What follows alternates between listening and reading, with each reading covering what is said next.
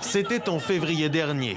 À Abidjan, Tidiane Thiam venait se rassurer sur sa popularité. Quelques jours plus tôt, il venait d'annoncer avoir entamé les démarches pour renoncer à sa nationalité française et tenter de mettre fin à la polémique sur son appartenance à un pays où la controversée question de l'ivoirité des candidats à la présidentielle fait régulièrement débat.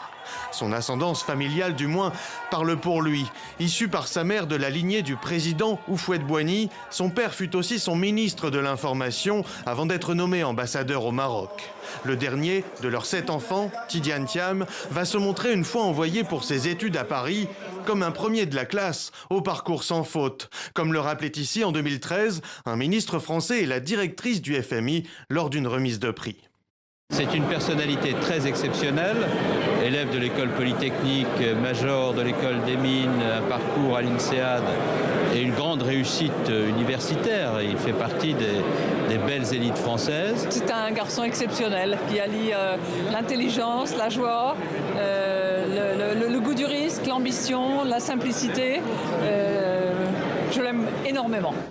En 1994, Tidiane Thiam revient au pays à 31 ans pour devenir ministre sous la présidence d'Henri Konan Bédié. Mais lorsque ce dernier est renversé en 1999, il quitte la Côte d'Ivoire. Commence alors pour lui un parcours international au sein du privé. D'abord chez McKinsey, ce cabinet de conseil en stratégie, avant de diriger en 2009 le groupe d'assurance Prudential. Puis à partir de 2015, le Crédit Suisse, alors l'une des plus puissantes banques du monde. Tidiane Thiam est alors en pleine ascension. Il fait la une des magazines économiques à la City de Londres. On l'écoute à Davos et se trouve courtisé par les chefs d'État et d'entreprise du monde entier. 20 années d'une carrière à l'étranger qui participe de sa popularité auprès des Ivoiriens d'après lui. Mais ça, c'est aussi le résultat de tout mon parcours. J'ai eu le premier prix du concours général de mathématiques, ceux qui étaient en Côte d'Ivoire à l'époque s'en souviennent. J'ai été connu relativement tôt dans ma vie pour mes performances scolaires, ensuite pour le travail que j'ai fait au BNET et à la DCGTX, ensuite pour tout ce que j'ai fait depuis que je suis revenu. J'ai sillonné le pays, d'ouest en est, j'ai visité beaucoup plus que 10 villes, j'ai fait des meetings, donc tout ça a contribué à une certaine notoriété. Et les Ivoiriens ne m'associent pas à des choses qui pour eux sont négatives dans la situation du pays.